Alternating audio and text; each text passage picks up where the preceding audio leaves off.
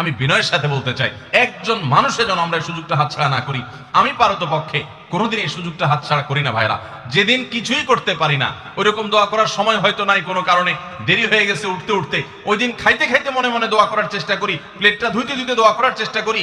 কারণ মুয়াজ্জিন ফজরের আজান যখন দেন, ওয়াক্ত যখন হয়, তার আগ মুহূর্ত পর্যন্ত আল্লাহ তাআলা দুনিয়ার আসমানে এসে তারপরে বান্দাকে ডেকে ডেকে বলেন, আল্লাহ মিন মুবতালান, তোমাদের মধ্যে কেউ কি অসুস্থ আছো, ফাআফিয়াহু, আমি তাকে সুস্থতা দান করব। আল্লাহ মিন মুস্তাগফিরিন ফাগফির লাহ, তোমাদের মধ্যে কেউ কি আছো ক্ষমা প্রার্থনাকারী, আমি তাকে ক্ষমা করে দিব। এভাবে ডেকে ডেকে আল্লাহ তাআলা দিতে থাকেন।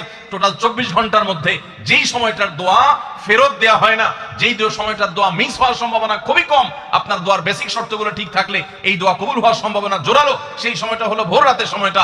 রমজান মাসে এই সময়টাতে দোয়ার যে সুযোগ তৈরি হয়, দোয়ার যে বিশাল সুযোগ আপনি পান, এই সুযোগটা হাতছাড়া করে আপনি শুধুমাত্র খেয়ে দিয়ে এই সময়টাকে পার করে দেন, এটা কখনো বুদ্ধিমানের কাজ হতে পারে না।